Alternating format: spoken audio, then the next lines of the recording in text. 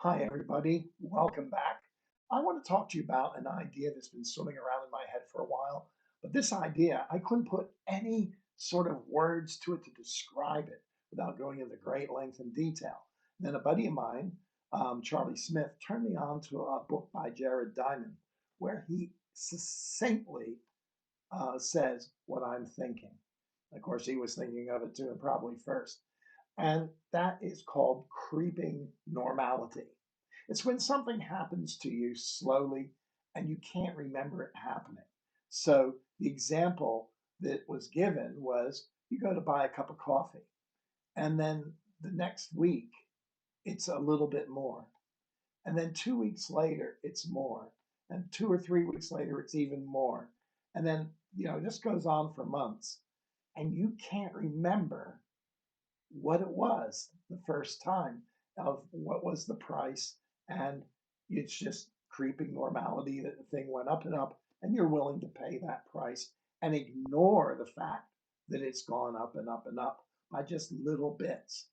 And so little bits of our rights get taken away from us, just a little drip at a time. And then, before we know it, we're not going to have any rights, or our rights are going to be greatly diminished. And we need to stop this creeping normality. And it is starting with both the far right and the far left. We need to get together and we need to talk what is normality. That, taking away rights or, ignoring another person's problems is not the way to go. That is not freedom of speech or thought. It is actually dictatorial in its nature. So what I want you to think about today is creeping normality. And message me, or put down in the comments what rights are being eroded. We can all go right to freedom of speech and Palestinian action. But think about it. Hasn't it happened sooner than that? It would happen way back.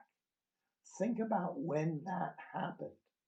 And then think about other rights like women's rights to an abortion, okay, especially in America, being eroded back, okay? And think about, other women's rights and voters' rights and things like that, redistricting, all these things that are happening.